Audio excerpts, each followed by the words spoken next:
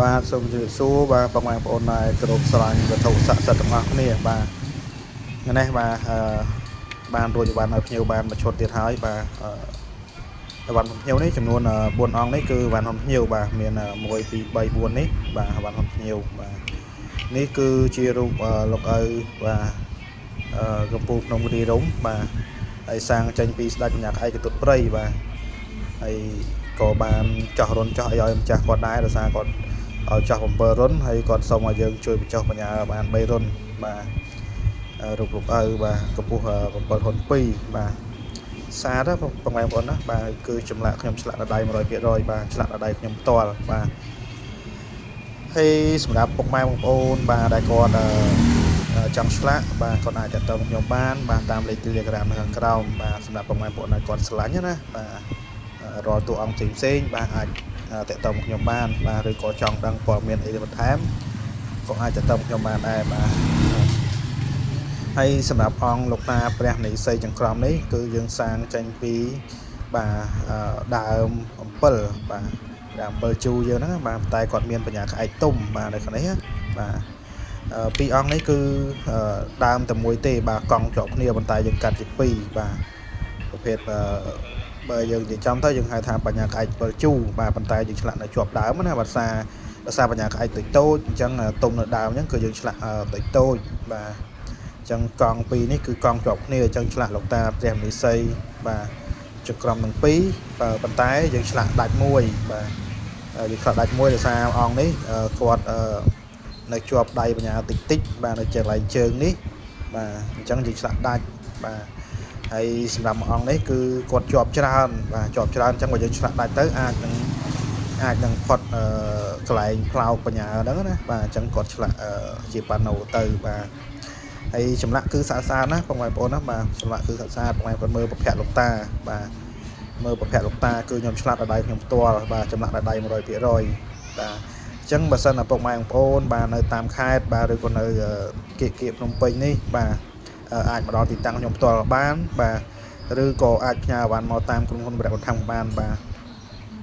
ពេលដែលខ្ញុំបានទទួលបានខ្ញុំឆ្លាក់ហើយខ្ញុំនឹងផ្ញើជូនពុកម៉ែបងប្អូននៅតាមខេត្តវិញរៀងខ្លួនបាទ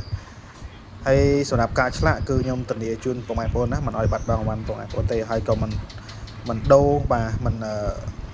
លួចលាក់របស់ពុកម៉ែបងប្អូនណាបាទខ្ញុំធានាជូន 100% បាទហើយគឺការឆ្លាក់របស់ខ្ញុំនេះបាទគឺខ្ញុំឆ្លាក់ជិត20ឆ្នាំហើយបាទឆ្លាក់ជិត20ឆ្នាំហើយបាទហើយគឺខ្ញុំឆ្លាក់ភាគច្រើនគឺបងគាត់នៅតាមខេត្តគឺគាត់ផ្ញើមកទាំងអស់គាត់មានពេលមកទេបាទសូម្បីតែបងនៅខាងចំចៅនៅអូដឹមនៅជពូវ័ននៅភ្នំពេញឯនេះភាគច្រើនគឺគាត់ផ្ញើមកដែរណាបាទគាត់អត់មានពេលមកដល់ទេគឺគាត់រវល់ធ្វើការរៀងខ្លួនបាទអញ្ចឹងគាត់មានទំនុកចិត្តមកលើខ្ញុំបាទហើយខ្ញុំក៏ធ្វើឲ្យភ្ញៀវខ្ញុំមានទំនុកចិត្តដែរបាទបើភ្ញៀវមិនមានទុកចិត្តមកលើយើងបើយើងមិនឲ្យទំនុកចិត្តទៅលើភ្ញៀវគឺគាត់មិនហ៊ានទេបាទគាត់មិនហ៊ានផ្ញើអាវ៉ាន់គាត់មកទេដោយសារអីវ៉ាន់ខ្លះគឺគាត់ស្រឡាញ់បាទគាត់រកបានដល់ផ្ទាល់ខ្លួនឯងឬក៏គាត់ជឿមកពីគេបាទអាវ៉ាន់ខ្លះគឺរបស់ពិសេសរបស់គាត់បាទហើយសម្រាប់4អង្គនេះបាទបងប្អូនណាសម្រាប់4អង្គនេះបាទគឺជារបស់ខ្ញុំបាទផ្ទាល់បាទអញ្ចឹងសម្រាប់បងប្អូនដែលគាត់ចង់ជាវអីបាទអាចជាវបានបាទអាចទៅតង់ខ្ញុំបានបាទនេះគឺរូបព្រះអង្គខ្វាងកតិបាទឬក៏ហៅថាក្វាងកតិបាទហើយសាងចេញពីក្លឹមវ៉ក្លូតបាទបងប្អូនណាក្លឹមវ៉ក្លូតតាន់ល្អណាស់បាទតាន់ល្អណាស់បងប្អូនណាបាទសាច់តាន់ល្អមែនតែនបាទ